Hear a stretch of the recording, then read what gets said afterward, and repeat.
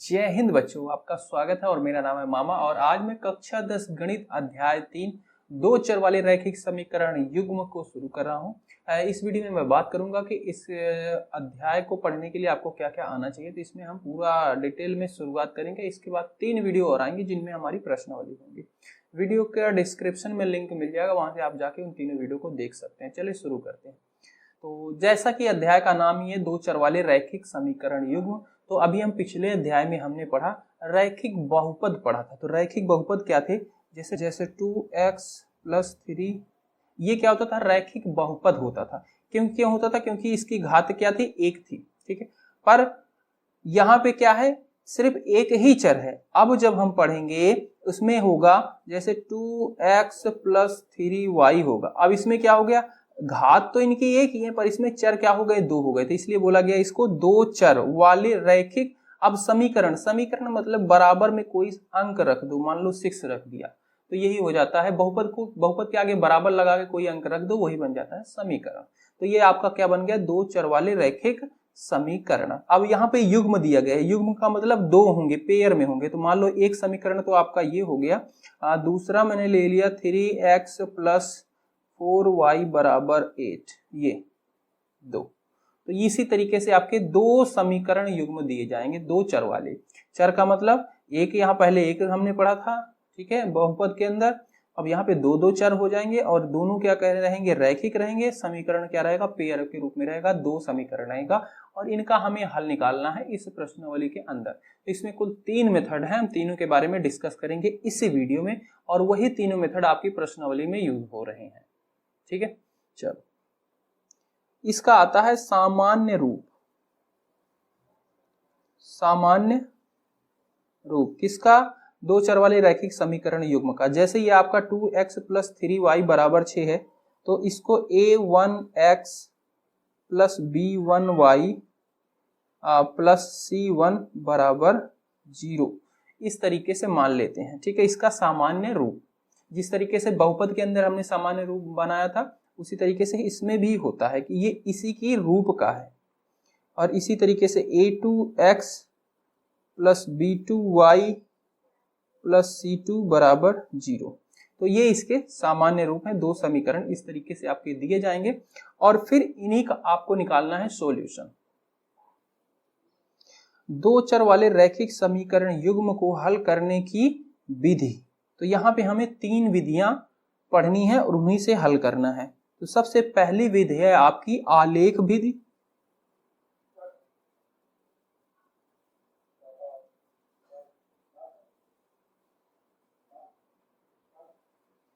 दूसरी है प्रतिस्थापन विधि। तीसरी है विलोपन विधि। अब हम इन विधियों को एक एक को समझते हैं। सबसे पहले हम समझते हैं आलेख विधि। ग्राफिकल मेथड इसे अंग्रेजी में बोला जाता है। तो आलेख विधि में आपके दो इस तरीके से समीकरण युग्म होंगे। a1x + b1y + c1 = 0, a2x + b2y + c2 = 0, कोई नंबर होंगे। ठीक है, इस तरीके से आपके दो युग्म होंगे। और फिर हम उनमें क्या करेंगे? इनके जो गुणनखंड हैं, गुणांक हैं, जो गुणांक है a1 b1 c1 a2 b2 c2, उनका हम अनुपात ऐसे रखेंगे a1/a2 b1/b2 और इनको हल करेंगे। अगर ये दोनों बराबर नहीं होंगे तो इसका जो आलेख बनेगा उन समीकरण का, उनका क्या होगा? प्रतिच्छेद रेखाएं बनाएंगे। मतलब वो दोनों क्या करेंगे? जब आलेख हम बनाएंगे तो वो कुछ इस तरीके से एक दूसरे को काटेंगे कहीं पे। ठीक है, वो काटेंगे और इनका क्या होगा? सॉल्यूशन क्या होगा? सिर्फ इनका एक हल होगा, मात्र एक हल होगा। ठीक है, मतलब x और y का सिर्फ एक मान होगा जो इन दोनों समीकरण को संतुष्ट करेगा।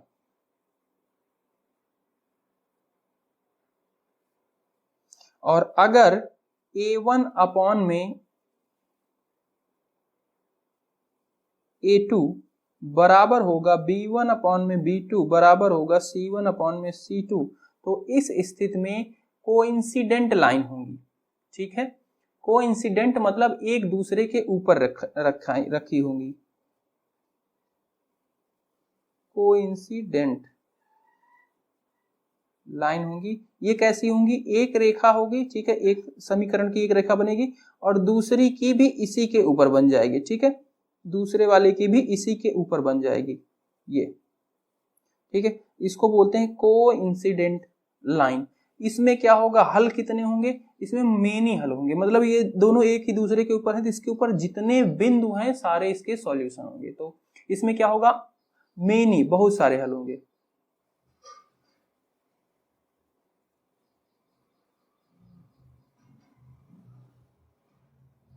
तीसरी स्थिति बनती है अगर a1 अपॉन में a2 बराबर होगा b1 अपॉन में b2 और बराबर नहीं होगा c1 अपॉन में c2 के, ठीक है। ये अगर बराबर नहीं होगा c1 अपॉन में c2 के तो इस स्थिति में क्या होगा, पैरेलल लाइन बनेंगे। इनका ग्राफ कैसा बनेगा, पैरेलल बनेगा, मतलब एक रेखा ऐसे बनेगी एक समीकरण तो दूसरा ऐसे बनेगा और इस स्थिति में ये दोनों कहीं पे एक दूसरे को कट नहीं करेंगे तो यहाँ पे क्या होगा, कोई हल नहीं होगा, इसका एक भी हल नहीं होगा, कोई हल नहीं होगा, ठीक है। इनको बोलते हैं पैरेलल लाइन, समांतर रेखाएं, PARALLE, पैरेलल लाइन, समांतर रेखाएं, ये समांतर रेखाएं बनेंगी, ठीक है। तो इसको हम सबसे पहले इन्हीं को देख के बता देंगे इनका सॉल्यूशन कैसा होगा, ग्राफिकल मेथड से। इसके एक सॉल्यूशन होंगे, बहुत सारे हल होंगे, कोई हल नहीं होगा, ठीक है। तो इसके आधार पे हम इसके गुणांक के आधार पे देख के बता देंगे, इसको अच्छे से नोट कर लेना। तो ये हमने एक उदाहरण ले लिया। अब यहाँ पे a1 a2 b1 b2 आप बताओ, तो यहाँ पे a1 क्या है, a1 ये ऊपर वाले पहले वाले समीकरण के साथ जो भी x के साथ गुणा में है तो यहाँ पे कुछ नहीं है यानी कि 1 है। b1 यहाँ पे क्या है, b1 क्या है 3 है।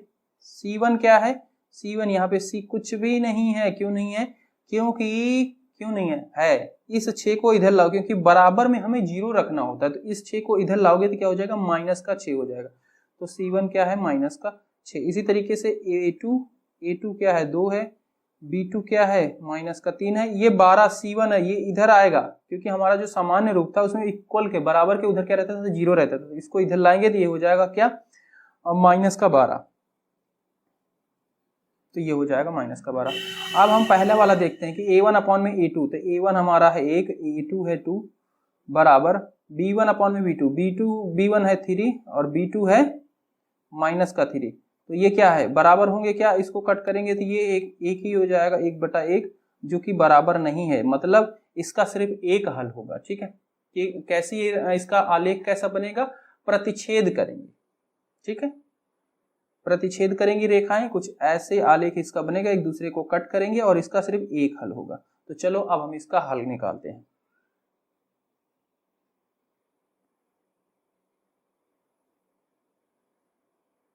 तो सबसे पहले हमें पहला वाला समीकरण जो है, ये पहला मान लिया, ये दूसरा, तो पहले वाले समीकरण के लिए हमें कुछ इस तरीके से बनाना है, इसको ध्यान से समझना। एक हम ग्राफ ऐसे बना लेंगे, ठीक है, यहाँ पे x रखेंगे, यहाँ पे y रखेंगे।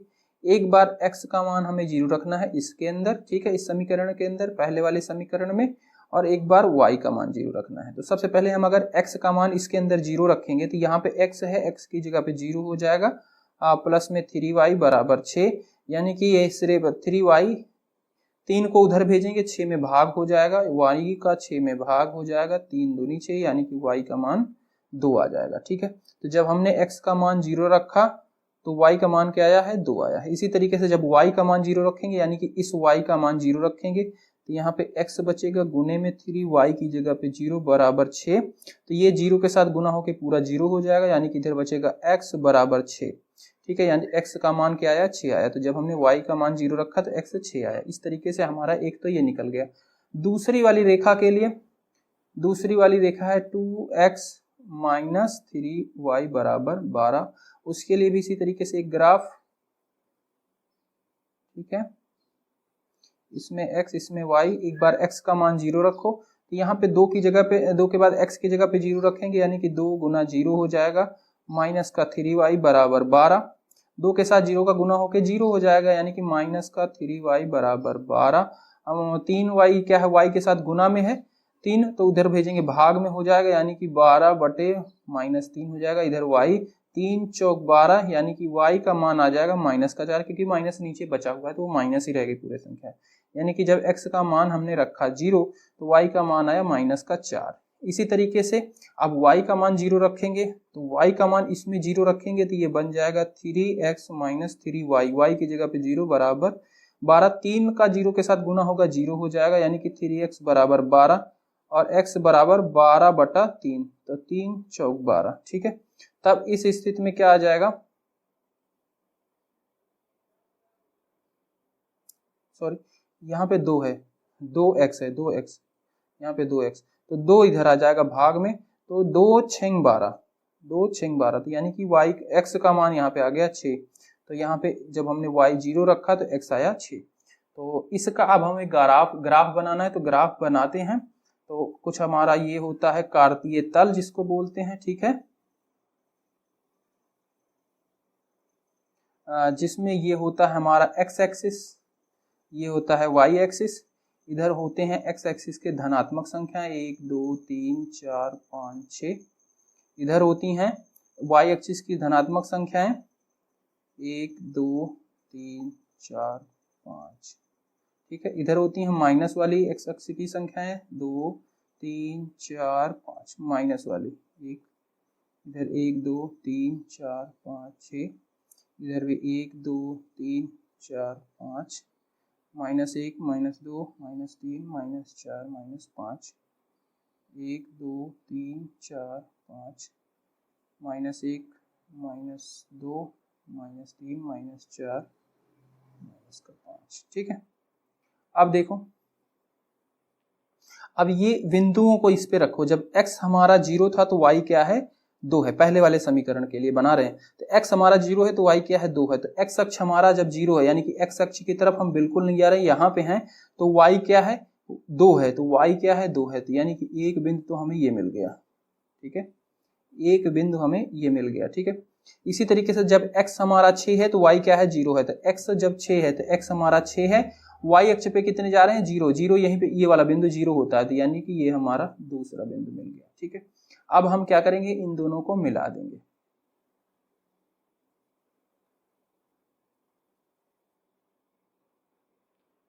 ठीक है, तो जब हम मिलाएंगे, ये जो रेखा बन रही है ये प्रदर्शित कर रही है इस समीकरण को, किस समीकरण को, समीकरण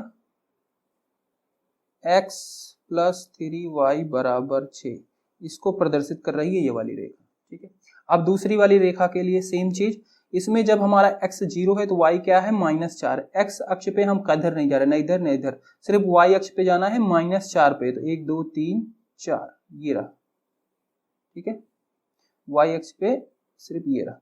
उसी तरीके से y अक्ष हमारा 0 है, x सिर्फ चलना है, तो x अक्ष पे +6 कहाँ पे है, यही है, यही वाला बिंदु। y अक्ष पे हमें 0 जाना, ना इधर जाना ना इधर जाना, सिर्फ x अक्ष पे जाना है, तो यहाँ पे ये हमारा यही वाला बिंदु। तो हमें 2 बिंदु फिर से मिल गए। ठीक है, कौन से, एक तो ये है, ठीक है, और दूसरा ये है। तो इसको मिला देंगे और ये जो ग्राफ बनेगा ये प्रदर्शित करेगा आपका दूसरा वाला समीकरण, दूसरा वाला समीकरण, यानी कि 2x - 3y = 12, इस समीकरण को ये प्रदर्शित करेगा। तो दोनों समीकरण की रेखाएं बन गई और हमने इसका आलेख देख लिया कैसे बना है। ये क्या कर रहा है, प्रतिच्छेद कर रहा है। ठीक है, प्रतिच्छेद करता है तो सिर्फ इसका एक हल होता है, और जहां पे प्रतिच्छेद करता है वही बिंदु इसका सॉल्यूशन होता है। ठीक है, तो यानी कि यहाँ पे कौन सा बिंदु है जिसपे ये प्रतिच्छेद कर रहा है, तो वो बिंदु आपका निकल के आया है कि x का मान वहां पे क्या है, 6 है ये वाले बिंदु पे, और y का मान क्या है, 0 है। तो यही इसका हल हो जाएगा, x = 6 y = 6। इसके बाद अगली विधि है प्रतिस्थापन, जिसे कहते हैं सब्स्टिट्यूशन मेथड अंग्रेजी में। ठीक है, इसमें भी हम यही उदाहरण लेते हैं, x + 3y = 6, 2x - 3y = 12। ठीक, प्रतिस्थापन में क्या करते हैं, ये हमारा पहला समीकरण है, ये हमारा दूसरा समीकरण है। हम एक समीकरण में किसी भी चर का मान निकाल के दूसरे समीकरण के अंदर रख देते हैं और हल करते हैं।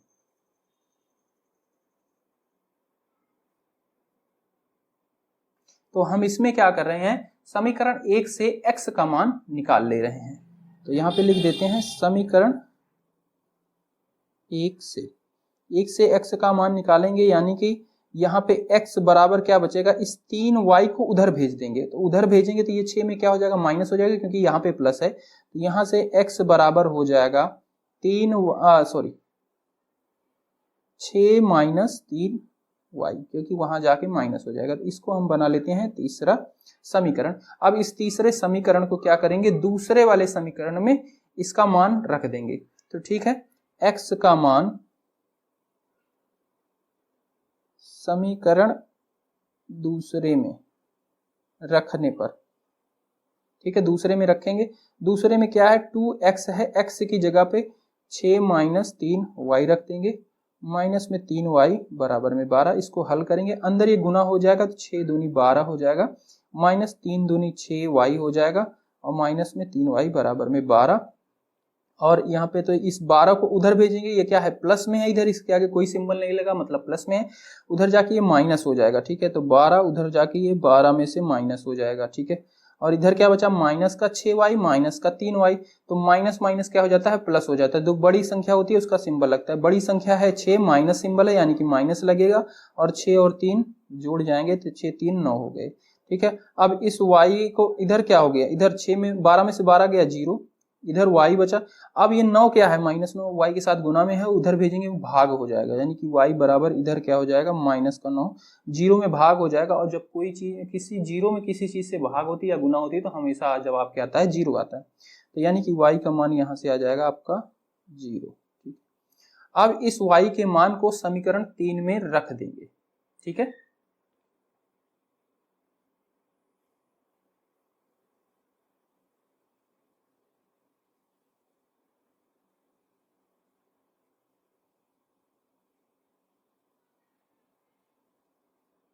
y का मान समीकरण 3 में रखने पर, तो y बराबर 0 आया है, और समीकरण 3 क्या है, ये है हमारा x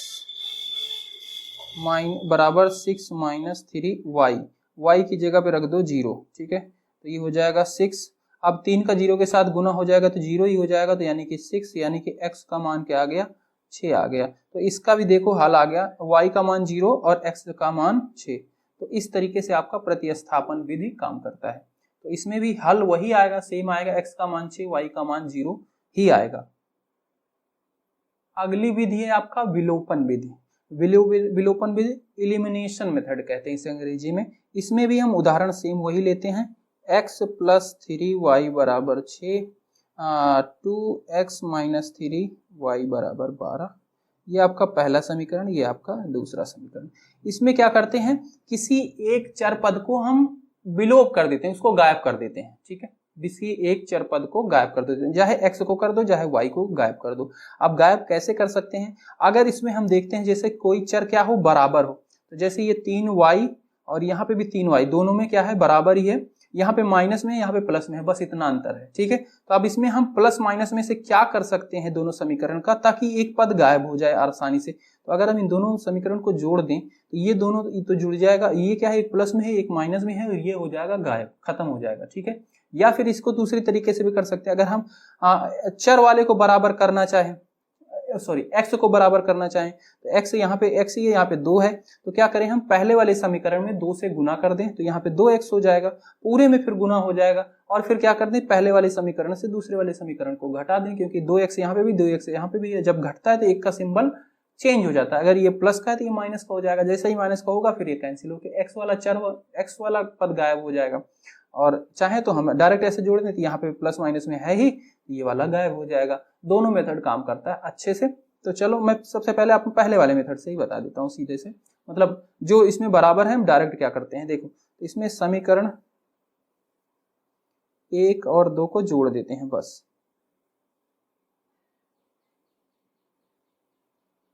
जोड़ने पर, ठीक है।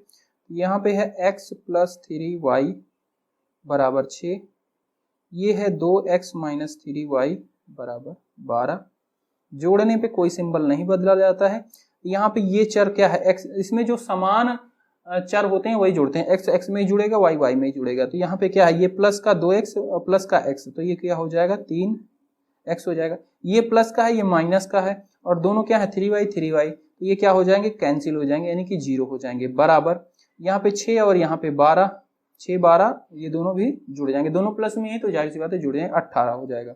ठीक है, यहाँ से 3 को उधर भेजेंगे तो x का मान यहाँ से आ जाएगा 18 भागे 3, और 3 6 18, यानी कि x का मान 6 आ गया। ये लो x का मान हमारा निकल गया एक। अब x का मान 6 निकल गया। अब इस x के मान को चाहे समीकरण 1 में रख दो चाहे 2 में रख दो। चलो x का मान, मैं x का मान समीकरण 1 में रखने पर, ठीक है 1 में रख देते हैं। x बराबर क्या है, यहाँ पे समीकरण है x प्लस 3y बराबर 6, x बराबर 6 रख देंगे, 3 प्लस 3y बराबर 6, ये 6 उधर जाके क्या हो जाएगा, माइनस हो जाएगा, तो 6 माइनस 6, इधर क्या बचा 3y, 6 में से 6 गया 0। ठीक है, अब इस 3 और 3 क्या है, y के साथ गुना में उधर जाके भाग हो जाएगा, यानी कि y इधर 3 भाग में हो जाएगा, और किसी 0 में गुना करो या भाग करो हमेशा रिजल्ट 0 आता है, तो y का मान भी 0 आ जाएगा। तो ये लो x का मान क्या है 6 आया, y का मान भी 0 ही आया अभी भी। तो तीनों मेथड से हमने देख लो एक ही प्रश्न को हल किया, तीनों में क्या आया, सॉल्यूशन क्या आया, हल एक समान आया है सब में। तो मेथड कोई भी हो हल जो होगा एक ही आएगा, जो है हल वही आएगा किसी भी मेथड से। हमें तीनों मेथड आना चाहिए, क्योंकि प्रश्न में पूछ लेता है, क्वेश्चन पेपर में आपसे डायरेक्ट पूछ लेगा इसको इस मेथड से करो, ठीक है, प्रतिस्थापन से करो, विलोपन से करो, आलेखी विधि से करो, तो जिससे पूछेगा हमें उसी से करना है, पर हल सबका बराबर ही आएगा, सेम ही आएगा। तो इस प्रश्नावली में, इस वीडियो में इतना ही। कोई क्वेरी है तो कमेंट करना, और डिस्क्रिप्शन में इस पीडीएफ को जो मैंने भी सॉल्व कराया, हल कराया, इसको भी आप डाउनलोड कर सकते हैं, चाहे आप कॉपी पे भी लिख सकते हैं, और अगली वीडियो देखने के लिए डिस्क्रिप्शन में लिंक है, वहां से भी देख सकते हैं। Bye bye.